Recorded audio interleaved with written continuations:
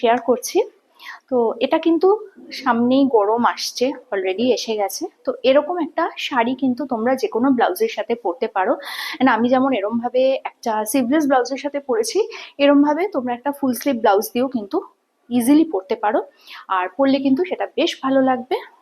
ওই যে বললাম, শাড়িতে সাহসী নারী হওয়া যায়, শাড়িতে আবার অনেকভাবেই নারী সাজা যায়।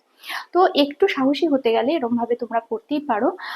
ক্লিভেজের ওপরে, সরি, ক্লিভেজ শো করে তোমরা শাড়িটা পরতে পারো। তো এই যে আহ, এই শাড়ি কিন্তু অনেক ভাবেই পরা যায়।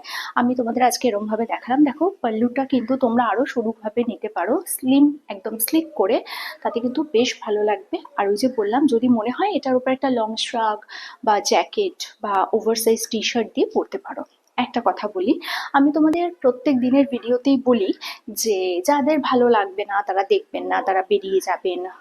আমার ভিডিও তাদের দেখবার দরকার নেই, ইগনোর অপশন সবার কাছে আছে।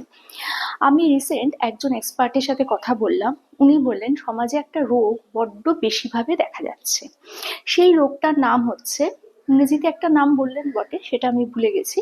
আমার যেটুকু মনে আছে সেটাই বলছি, যারা পরনিন্দা পরচর্চা খুব করে। হ্যাঁ, এটা একটা ডিসঅর্ডার, এবং এটা কিন্তু একটা মানসিক রোগ, জানো তো। এই মানসিক রোগটা আহ, হয় হচ্ছে এরকম ভাবে প্রকাশ পায়। ধরো, আহ, কেউ কারো সম্বন্ধে খুব চুগলি করতে বা কাউকে খুব লাগানো ভাঙানো করতে, যেটা বলে আর কি, কান ভাঙানো করতে ভীষণ তারা এক্সপার্ট। হ্যাঁ, তারা যেখানেই যায় সেখানেই কোনো একজন বা একাধিক শত্রুকে নিয়ে তারা এটা কাজটা করে। এবং তারা এই যে বলে, জোরে জোরে হাসে, জোরে জোরে কথা বলে, এটাতে তাদের মেন্টাল খুব একটা স্যাটিসফ্যাকশন আসে। কি হয়, এটা করার পর আমাদের খুব একটা মানে শান্তি পায় এরা।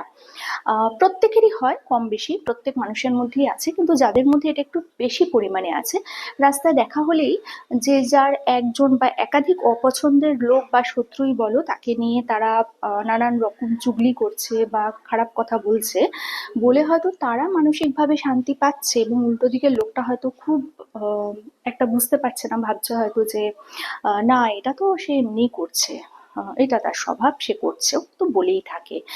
কিন্তু ব্যাপারটা হচ্ছে, এটা কিন্তু সে আস্তে আস্তে একটা ডিসঅর্ডারের দিকে যাচ্ছে।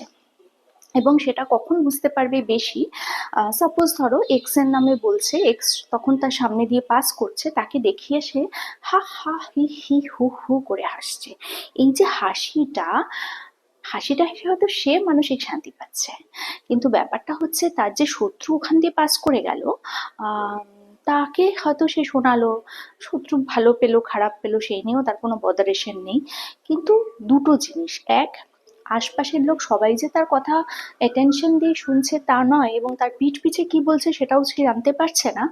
আর দুই, সেটা হচ্ছে যে এই যে চুগলি করছে, এটাতে কিন্তু তার একটা ডিসঅর্ডার সৃষ্টি হচ্ছে, এবং সেটা তার চোখে মুখে চেহারায় ছাপ পড়ে যাচ্ছে।